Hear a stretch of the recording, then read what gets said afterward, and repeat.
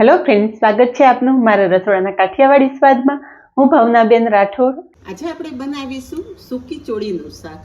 લગ્ન પ્રસંગ હોય કે ઘરે કોઈ ગેસ્ટ આવે, આપણે કઠોળ બનાવવાનું હોય એટલે સૂકી ચોળી જ યાદ આવે. તો ફ્રેન્ડ્સ, આ ચોળીનું શાક બનાવવામાં નથી તમારે ચોળી બાફવી કે નથી કોઈ વધારાની મહેનત કરવી. સ્પેશિયલ મસાલા સાથે આજે ચોળીનું શાક બનાવેલું છે અને બનાવવાનો સમય માત્ર 10 મિનિટ. તો વિડીયો બિલકુલ સ્કીપ કર્યા વગર જોજો. તો ચાલો ચટપટા અને નવા મસાલા સાથે સૂકી ચોળીનું શાક બનાવીએ. તો સૂકી ચોળીનું શાક બનાવવા માટે અહીંયા મેં અડધો કપ આ રીતે સફેદ ચોળી લીધી છે, જે ઝીણી આવે છે. આમાં ચોળીમાં પણ 2-3 પ્રકારની ચોળી આવે છે. સફેદ ચોળી મોટા દાણામાં પણ આવે છે અને આ રીતે નાના દાણા આવે છે, અને એક લાલ ચોળી આવે છે, એક મોટા દાણામાં જ આવે છે. તો ચોળી મેં અડધો કપ લીધેલી છે, સારી રીતે ધોઈ અને ઓવરનાઇટ પાણીમાં પલાળી દીધી છે. તો અહીંયા તમે જુઓ કે અડધો કપ ચોળી પલાળતા ક્વોન્ટિટી ડબલથી વધારે થઈ ગઈ છે અને દાણો ફૂલી અને એકદમ મોટી સાઇઝનો થઈ ગયો છે. એટલે આ રીતે ચોળીનું શાક બનાવવામાં નાના દાણાની ચોળીની જ પસંદગી કરવાની. ચોળીનો દાણો પલળશે ને એટલે એની સાઇઝ ડબલ થશે. અને હાથેથી કટ કરતા અહીંયા તમે જુઓ કે ચોળીનો દાણો આરામથી કટ થઈ જાય છે. આજે આપણે ચોળીનું શાક અલગ રીતે બનાવવાનું છે. નથી તમારે ચોળી બાફવાની કે નથી કોઈ વધારાની મહેનત કરવાની. માત્ર 10 જ મિનિટમાં આ શાક તૈયાર થઈ જશે. પણ શાક બનાવતા પહેલા આપણે એક સ્પેશિયલ મસાલો બનાવી લઈએ. મસાલો બનાવવા માટે ગેસ પર કડાઈ મૂકેલી છે. 1 ચમચી જેટલું તેલ ઉમેરશું. તેલ થોડું ગરમ થાય એટલે 4 લવિંગ, 5 મરી દાણા, નાના 4 ટુકડા તજ અને 2 સૂકા લાલ મરચાના ટુકડા ઉમેરશું.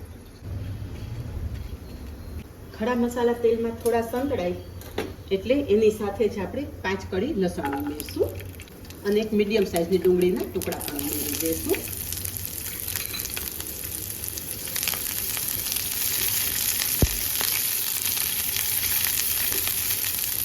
એકદમ ધીમા ગેસ ઉપર આ મસાલો આપણે સાંતળવાનો છે.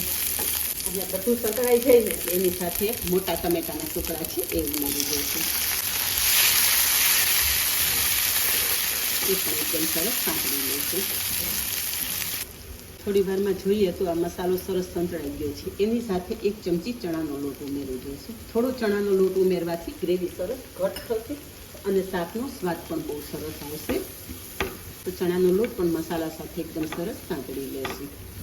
ચોળીનું શાક બનાવવામાં તમારે અનેક ઝંઝટ કરવી પડે. ચોળી પલાળવી, બાફવી અને પછી અલગથી શાક બનાવવાનું. અને આજે હું તમારી સાથે જે રેસીપી શેર કરી રહી છું ને, એમાં તમારે કોઈ વધારાની પ્રોસેસ કરવાની નથી. એક જ વારમાં તમારું ચોળીનું શાક કમ્પ્લીટ તૈયાર થઈ જશે. અને આ રીતે મસાલો બનાવીને તમે શાક બનાવશો ને એટલે શાકનો સ્વાદ ડબલ થઈ જશે.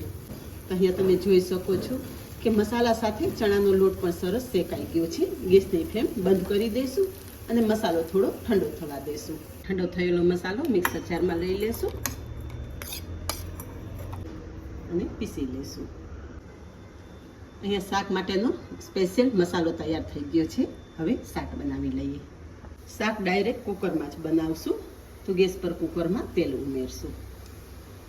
તેલ ગરમ થતાં 1 ચમચી રાઈ જીરું ઉમેરશું. રાઈ જીરું સરસ ફૂટી જાય એટલે મીઠા લીમડાના પાન ઉમેરશું. ચપટી હિંગ ઉમેરશું અને તરત જ તૈયાર કરેલો મસાલો ઉમેરી દઈશું. ગેસની ફ્લેમ ધીમી રાખી અને તૈયાર કરેલો મસાલો તેલ સાથે સરસ સાંતળી લઈશું. આ મસાલો ઓલરેડી આપણે સાંતળીને તૈયાર કરેલો છે એટલે તેલ સાથે વધારે સાંતળવાની જરૂર નથી. હવે બેઝિક મસાલા કરી લેશું.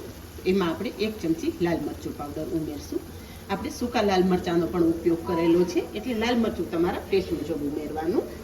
અડધી ચમચી હળદર, 1 ચમચી ધાણા જીરું અને સ્વાદ પ્રમાણે મીઠું ઉમેરશું. બધું સરસ મિક્સ કરી લઈશું. મસાલા કરવા ટાઈમે ગેસની ફ્લેમ એકદમ ધીમી જ રાખવાની છે, એ વાતનું ખાસ ધ્યાન રાખવાનું. અહીંયા તમે જોઈ શકો છો કે તરત જ આપણા મસાલા એકદમ સરસ સંતળાઈ ગયા છે. પલાળી રાખેલી ચોળી છે એમાંથી એક્સ્ટ્રા પાણી કાઢી નાખ્યું છે અને ચોળી આપણે કુકરમાં ઉમેરી દઈશું. ચોળી પણ મસાલા સાથે એકદમ સરસ સાંતળી લઈશું. તમે બધા મારા રેગ્યુલર વ્યુઅર્સ છો અને તમે બધા જાણતા જ હશો કે મારી મોસ્ટલી રેસીપી એવી હોય છે કે ઘરમાં રહેલી સિમ્પલ સામગ્રીમાંથી તમે સ્વાદિષ્ટ વેરાયટીઓ તૈયાર કરી શકો. કોઈ વધારાની તામઝામ ના હોય કે વધારાની કોઈ પ્રોસેસ ના હોય. તો આટલી બધી તમારા માટે મહેનત કરતી હોય તો ફ્રેન્ડ્સ એક લાઈક તો બને છે ને. અને હા ફ્રેન્ડ્સ, હજી સુધી જો તમે મારી ચેનલને સબસ્ક્રાઈબ ના કરી હોય ને તો પ્લીઝ સબસ્ક્રાઈબ કરી લેજો અને પાસે રહેલું બેલ પણ પ્રેસ કરી રાખજો, જેથી મારા આવનારી બધી જ નવી રેસીપીઓનો વિડીયો તમને તાત્કાલિક મળે. અને વિડીયોને લાઇક, શેર અને સબસ્ક્રાઈબ કરવું બિલકુલ ફ્રી છે. અહીંયા તમે જુઓ કે એકાદી મિનિટ ચોળીને મસાલા સાથે સરસ સાંતળી લીધા પછી ચોળીમાંથી બધું જ તેલ છૂટું પડી ગયું છે. આ રીતે મસાલા સાથે સાંતળી અને પછી પાણી ઉમેરશો ને એટલે તમારું શાક એકદમ મસ્ત તૈયાર થશે. હવે આપણે અડધો કપ ચોળી પલાળેલી, તો 1 કપ પાણી ઉમેરશું.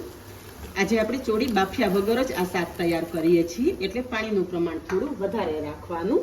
જો તમારે એકદમ છૂટી ચોળીનું શાક બનાવવું હોય તો તમે પોણા કપ જેટલું પાણી પણ ઉમેરી શકો છો, પણ મને થોડું રસરસતું શાક પસંદ છે એટલે મેં 1 કપ પાણી ઉમેરેલું છે. હવે કુકરનું ઢાંકણ પેક કરી દેશું અને કુકરમાં 3 સીટી કરી લેશું. ગેસની ફ્લેમ એકદમ ધીમી રાખશું. કુકરમાં 3 સીટી થઈ ગઈ છે. શાક ચેક કરી લઈએ. અહીંયા તમે જોઈ શકો છો કે આપણે જેવું રસરસતું શાક જોતું હતું ને એવું જ આ શાક તૈયાર થયેલું છે. અને થોડો ચણાનો લોટ ઉમેરવાથી શાકની ગ્રેવી પણ એકદમ સરસ ઘટ તૈયાર થયેલી છે. હવે શાકને થોડો ચટપટો સ્વાદ આપવા માટે અહીંયા 2 થી 3 ચમચી જેટલો લીંબુનો રસ ઉમેરશું. એની સાથે 1 ચમચી ખાંડ ઉમેરશું. શાકમાં ગળાશ પસંદ ના હોય તો તમે ખાંડ સ્કીપ કરી શકો છો. અને ફ્રેશ સમારેલી કોથમરી ઉમેરી દેશું. બધું જ સરસ મિક્સ કરી લેશું. અહીંયા તમે જોઈ શકો છો એકદમ રસરસતું મસ્ત સ્વાદિષ્ટ એવું આપણું ચોળીનું શાક તૈયાર થઈ ગયું છે. નથી ચોળી બાફવી કે નથી વધારાની કોઈ મહેનત કરવી. એક જ કુકરમાં તમે માત્ર 3 સીટીમાં શાક તૈયાર કરી શકો છો. આ જ રીતે બનાવો અને કમેન્ટમાં જણાવો કે એકદમ સ્વાદિષ્ટ એવું સૂકી ચોળીના શાકની રેસીપી કેવી લાગી. આજે બસ આટલું જ. મળીએ નેક્સ્ટ વિડીયોમાં. ત્યાં સુધી બાય. Thank you.